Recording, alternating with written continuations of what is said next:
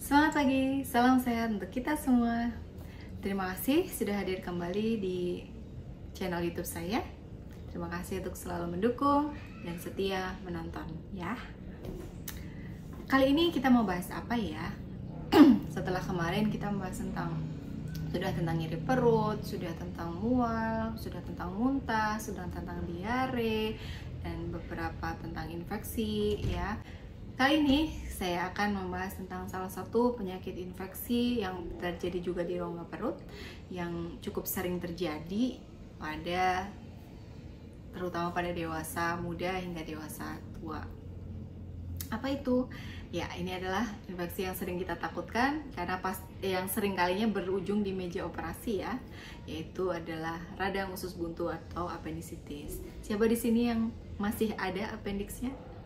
Saya sendiri sudah operasi ya, waktu masih kuliah ya, sudah nggak ada lagi usus buntunya. Jadi apa sih appendicitis ini dan bagaimana sih gejalanya, terus bagaimana mekanismenya kok bisa sampai appendicitis? Kita simak berikut ini. Appendicitis disebut juga radang usus buntu ya. Masih ingat kan kemarin pada perkenalan organ di perut dan rasa nyeri yang bisa timbul?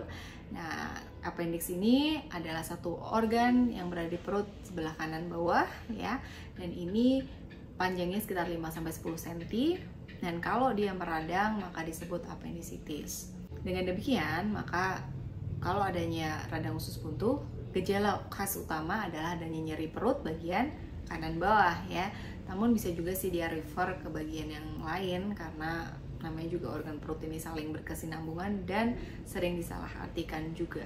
Penyebab usus buntu, apakah karena biji-biji cabai yang menumpuk ya, ataukah karena apa ini sebenarnya? Nah, penyebab utama itu pada dasarnya belum bisa diketahui dengan pasti dan setiap orang mungkin akan memiliki penyebab yang berbeda ya, tapi pada dasarnya itu ada 3 hal utama yang bisa menyebabkan seseorang terkena peradangan pada usus buntunya. Yang pertama adalah adanya hambatan di pintu rongga usus buntu akibat penumpukan air besar atau feses atau tinja yang mengeras. Bisa juga karena tumor ada di sekitar usus buntu yang menjepit ya, sehingga terjadinya hambatan pasase.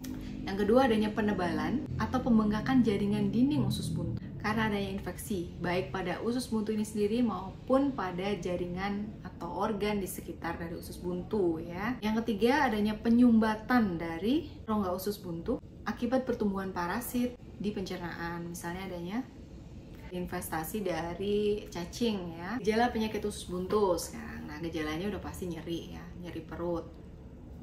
Tapi bisa juga nggak ada nyeri perut sih, ada seperti rasa nggak nyaman aja, kemudian mual muntah.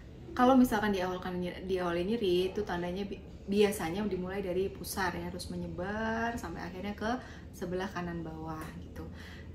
Namun juga bisa sampai ke seluruh perut terasa sakit, dan bisa juga pada sebelah kiri ketika ditekan itu sakit.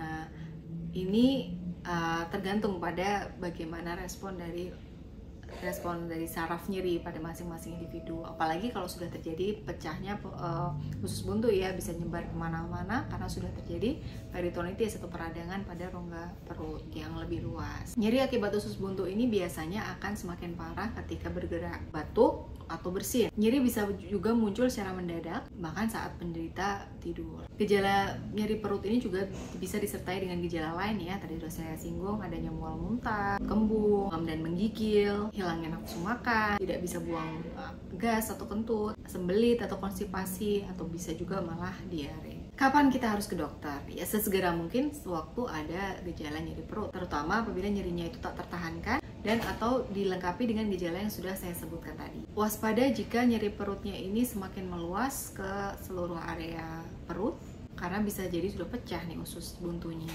Pada wanita, gejala usus buntu ini juga sering disalahartikan atau mungkin bisa juga di differential diagnosis banding dengan infeksi atau gangguan pada organ reproduksi wanita. Misalnya adanya kista, adanya PID, nyeri menstruasi atau dismenor, kehamilan ektopik, dan lainnya. Guna memastikan diagnosis, selain pemeriksaan fisik, dokter akan merekomendasikan beberapa pemeriksaan ya. Yang pertama biasanya adalah cek lab darah ya, untuk mengetahui adanya peningkatan leukosit atau sel darah putih sebagai penanda infeksi atau tidak. Kemudian yang kedua direkomendasikan tes urin ya apabila dicurigai adanya infeksi saluran kencing.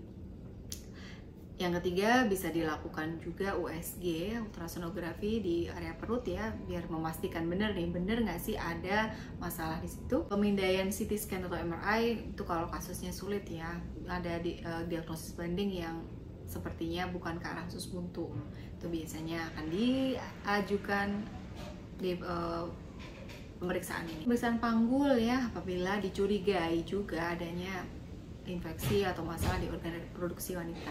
Tes kehamilan juga perlu direkomendasikan apabila ada kecenderungan untuk jangan-jangan kehamilan ektopik nih. Pengobatan usus buntu sekarang, apa yang bisa kita berikan atau yang bisa kita lakukan jika ada usus buntu? Kadang kalau infeksinya belum terlalu parah, dokter akan memberikan resep antibiotik ya. Tetapi apabila tidak bisa ditangani juga dengan antibiotik, maka mau tidak mau harus operasi. Rata-rata memang berujung di operasi sih ya, mau dia metode laparoskopi hanya dengan memberikan 3 lubang dan pakai selang tuh ya, pakai scope, pakai kamera dimasukkan dan pakai selang-selang yang dioperasikan, atau dengan laparotomi membuka perut ya. Itu ada 2 mekanisme yang untuk usus buntu sekarang. Dengan laparoskopi pasti metode invasif yang lebih minimal ya, lukanya lebih sedikit.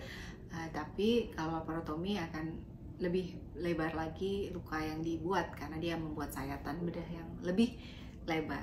Pengangkatan usus buntu ini sama halnya dengan pengangkatan tonsil ya atau amandel, dia tidak menimbulkan efek jangka panjang. Kalau udah diambil ya udah aja, nggak akan menimbulkan efek pada tubuh ke depannya karena sebenarnya sudah tidak ada fungsinya lagi gitu. Nah, bahayanya gimana kalau appendicitis ini tidak ditangani? Nah, bahayanya adalah abses ya, adanya nanah yang terkumpul di situ di bagian usus buntu, dan kalau pecah waduh bisa bahaya. Banyak nanah tersebar di mana-mana, bahkan harus ada laparotomi yang lebih lebar lagi karena harus dibersihkan seluruh rongga perutnya. Dan yang sering saya sebut tadi ada peritonitis ya, infeksi yang bersifat menyeluruh ke seluruh rongga perut ya, ini bahaya sekali yang perlu kita hindari karena bisa menyebabkan perlengketan organ demi organ. Nanti kalau udah operasi pasti membutuhkan waktu yang lama banget, penyembuhannya juga bakal lama banget. Kondisi ini ya kalau sampai peritonitis itu tandai dengan nyeri hebat ya pada seluruh bagian perut, sampai perut itu menegang keras. Udahlah nggak karu-karuan, mungkin juga tidak bisa kentut, nggak bisa buang air besar ya, gangguan pasase yang hebat, bisa jadi demam dan detak jantungnya udah nggak teratur kan, menahan nyeri itu tadi. Yang ketiga adalah hal yang paling kita khawatirkan adanya sepsis, yaitu pecahnya bakteri atau sarang dari bakteri pada usus buntu yang meradang tadi, terus akhirnya dia kemana-mana deh. Dan seperti yang sudah saya singgung sebelumnya pada bab diare ya, itu bisa menyebabkan adanya bakteremia dan akhirnya bisa mengendon tuh di mana-mana di organ, akhirnya bisa jadi multiple organ failure. Sekarang gimana usus buntu ini bisa dicegah nggak sih sebenarnya? Ada beberapa upaya yang bisa dilakukan untuk mencegah terjadi usus buntu, meskipun sebenarnya penyebab utamanya itu kita juga belum tahu ya. Bahkan ada yang menyebutkan juga ya memang karena anatominya seperti itu dia akan cenderung meradang, itu bisa juga. Nah, tapi kita punya upaya nih untuk mencegah ya. Hal yang pertama bisa kita lakukan adalah meningkatkan asupan dari serat atau makanan yang banyak mengandung serat seperti sayuran, buah-buahan ya.